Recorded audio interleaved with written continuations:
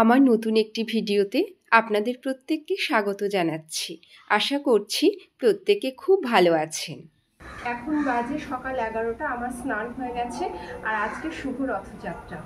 জগন্নাথ দেবের রথের চাকা যেন আপনাদের জীবনে সুখ, সমৃদ্ধি এবং শান্তির বার্তা বয়ে নিয়ে আসে। তো স্নান আমার হয়ে গেছে, কিন্তু পুজো দিতে হবে না। পুজো শুধু সকালে দিয়ে গেছে। ও সকালবেলা উঠে স্নান করে পুজো দিয়ে তারপর প্রতিদিন বেরোয়। বাইরে যেহেতু বৃষ্টি হচ্ছে, তো জামা কাপড়গুলো আর ছাদে দিলাম না, এখানেই নেড়ে দেব। যে কোনো উৎসব যেমন মানুষের মনে আনন্দ এবং শান্তির বার্তা বয়ে আনে, তেমনি আমাদের দৈনন্দিন জীবনের একঘেয়েমি কাটিয়ে মনকে এক অনাবিল আনন্দ দেয়। তবে যে কোনো উৎসবের সঙ্গে খাওয়া দাওয়াও তো জড়িয়ে রয়েছে। আজকের এই বিশেষ দিনটিতে আমি তার জন্য কোনো আমিষ রান্না করব না, নিরামিষ করব। তাই পনির করব, আলু দিয়ে সবজি।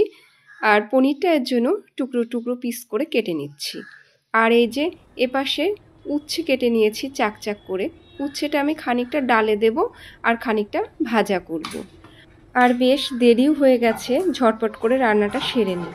কড়াইতে বেশ খানিকটা তেল দিয়ে দিয়েছি। এবার পনিরটা ভেজে নেব। আলু আর পনিরের তরকারি করব। আর এপাশে মটরের ডাল সেদ্ধ করে নিয়েছি। এটা একটু উচ্ছে দিয়ে করব। আর ওই যে উচ্ছে খানিকটা বললামই তো যে ভাজবো। তো আগে পনিরটা ভেজে নিই।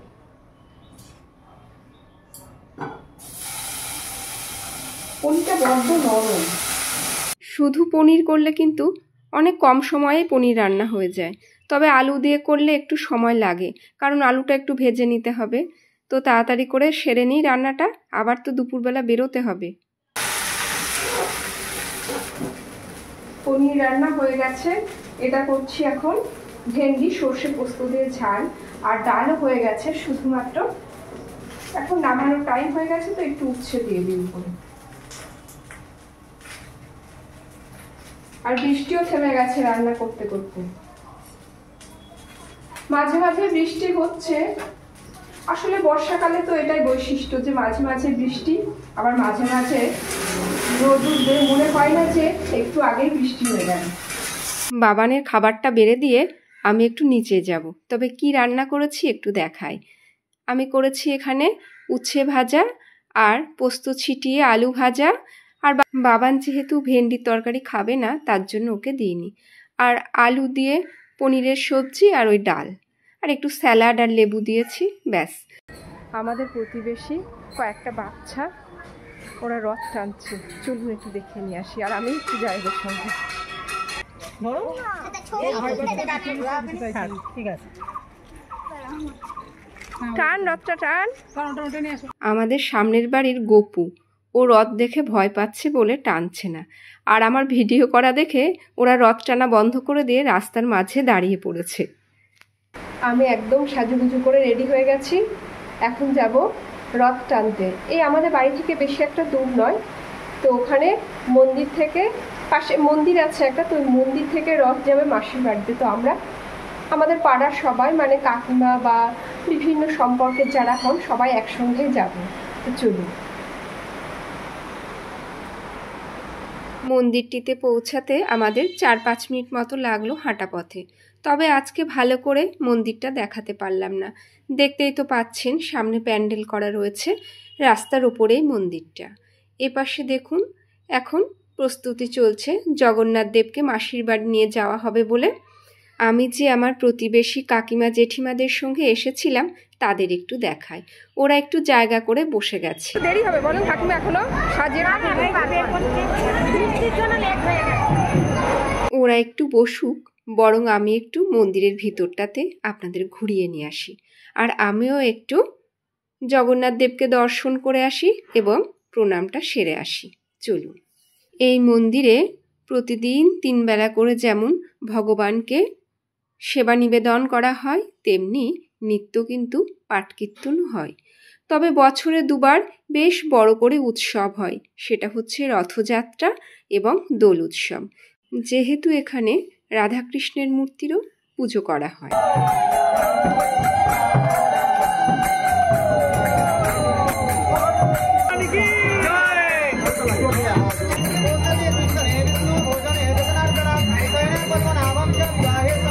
এবার আসি জগন্নাথ দেবের কথায়। জগতের নাথ অর্থাৎ জগন্নাথ হলেন হিন্দু দেবতা বিষ্ণু বা তার অবতার কৃষ্ণের একটি বিশেষ রূপ। সেটা আপনারা নিশ্চয়ই জানেন।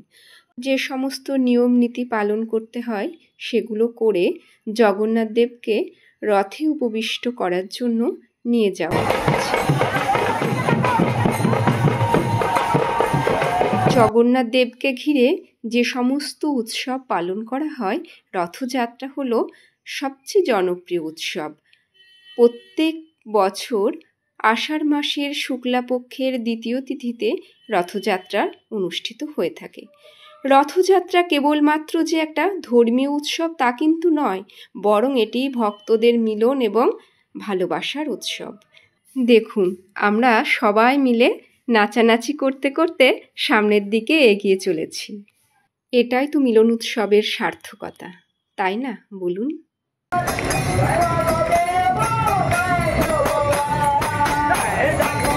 তবে জানেন তো, জগন্নাথ দেবকে এক অসাম্প্রদায়িক দেবতা হিসেবেই কিন্তু গণ্য করা হয়। তাকে এককভাবে কোনো হিন্দু ধর্মের একটি সম্প্রদায়ের সঙ্গে যুক্ত করা যায় না। বৈষ্ণব, শৈব, শাক্ত সকল সম্প্রদায়ের অনুগামীরাই কিন্তু জগন্নাথ দেবকে পূজা করে থাকেন। এমনকি বৌদ্ধ এবং জৈন সম্প্রদায়রা কিন্তু বাদ যায় না। জগন্নাথ দেবের মাসির বাড়ির দিকে আমরা এগিয়ে চলি।